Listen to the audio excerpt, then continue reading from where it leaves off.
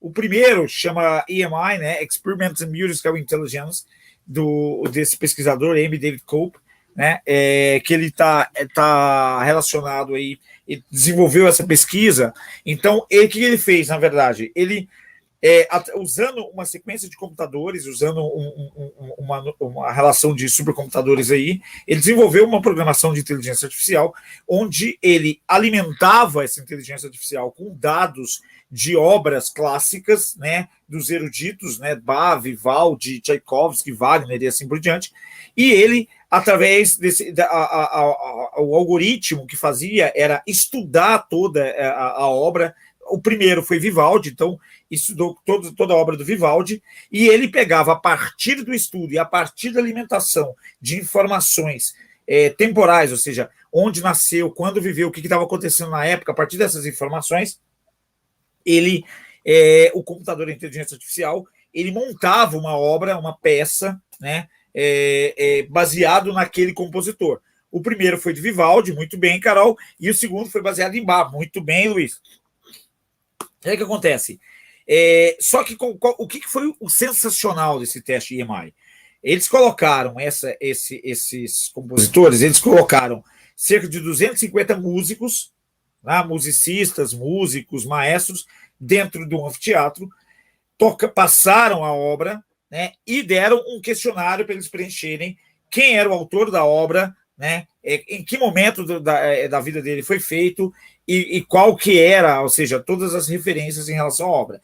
O mais impressionante é que desses 250, boa parte dos músicos que estavam lá reconheceram como sendo do Vivaldi, alguns questionaram, falaram que era plágio e assim por diante, mas a maioria, né, a grande maioria é redundância, mas a maioria comentou que seria uma obra do Vivaldi, ou seja, passaria, para quem não é especialista, para quem não é entendedor do músico, do Vivaldi, do Wagner, do Tchaikovsky, ele passaria como sendo uma obra inédita, passaria como sendo uma obra, né, uma obra original do Vivaldi e do Bach, ou do Wagner, ou de quem quer que seja. Tá? Esse EMI, Experiments in Musical Intelligence, se você entrar na internet, você consegue pesquisar, você consegue verificar, tem vários aí compositores, tem todo o histórico aí dos compositores. Então, essa é uma forma de utilização de inteligência artificial, né? O segundo, que é aquele This Person Does Not Exist.com, é um projeto da Universidade de Cornell, né, da Cornell University, que ela tenta reproduzir, né, rostos e expressões humanas. Esse foi os primórdios do deepfake, né? Ou seja, ao início lá do deepfake. Esse projeto é um projeto que já existe há algum tempo. Então, quem quiser entrar lá nesse projeto, tem lá vários, né, os rostos aí, né, de pessoas que não existem. Então, ali, Carol e Luiz, e quem estiver assistindo a gente, nenhum daqueles 12 que estavam lá, né? Com pele ruim não existem, foram criados. Não existem. Todas foram criadas, todas ali foram criadas. Então, eu acho que isso é uma coisa importante, interessante de ver. Ou seja, reparem que a gente depois eu posso até voltar na imagem, vou voltar rapidamente aqui na imagem para vocês verem.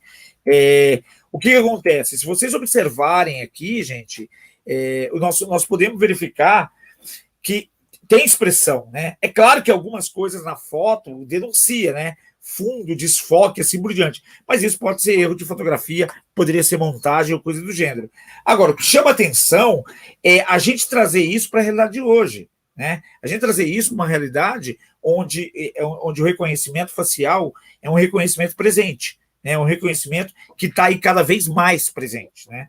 E o último, o Friends o Friends também foi feito, esse roteiro do Friends foi desenvolvido por uma inteligência artificial. O que eles fizeram? Eles alimentaram o algoritmo, alimentaram a máquina com todos os episódios, todo o seriado, né? E aí programaram para entender as características de cada um dos personagens, entraram com as características do roteiro de cada um dos personagens, entonação, modo de fala, e ele montou um roteiro original para Friends, né? Agora, se esse roteiro teria sucesso ou não, isso não foi gravado, né? Isso não foi gravado, eles não aceitaram fazer esse teste, né?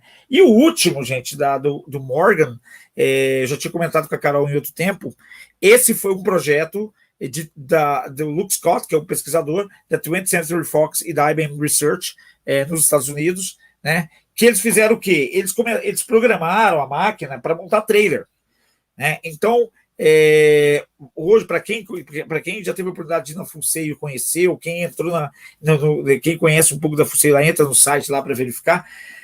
Gente, é muito trabalhoso montar um trailer, é muito trabalhoso montar um filme, editar, fazer essa edição.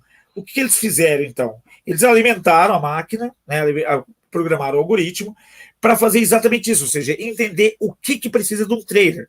Um trailer precisa da narração da história, precisa de momentos de suspense, momentos de tensão, precisa de cenas em mudo, cenas em movimento, precisa de inversão de câmera e desfoque. Então, eles pegaram os elementos que compõem um trailer e fizeram com que a inteligência artificial, ela alimentada do filme, ou seja, passa tudo, eles colocam o filme, ela seleciona as cenas, ela seleciona uma música e coloca, sincroniza a música e a cena e os diálogos de acordo com que aquele trailer, e consegue fazer 1, 2 ou 3 trailers, né?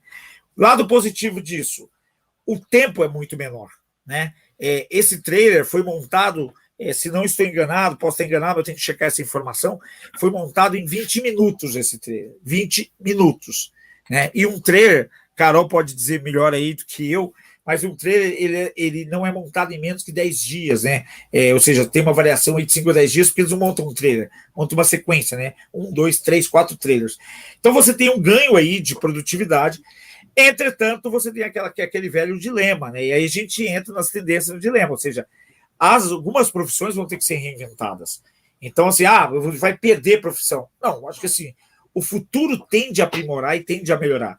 Eu sou sempre olhando do lado positivo. Eu acho que a gente tem que olhar do lado de que eu preciso me reinventar, eu preciso trabalhar de tal forma que, se essa minha profissão vai sofrer alguma alteração, eu preciso estar ligado, preciso estar antenado, preciso compreender as tendências. E aí a gente fala da importância das tendências, né? Ou seja, compreender as tendências, para onde está indo, como é que eu posso me apropriar disso, como é que eu posso me aprimorar com isso, né?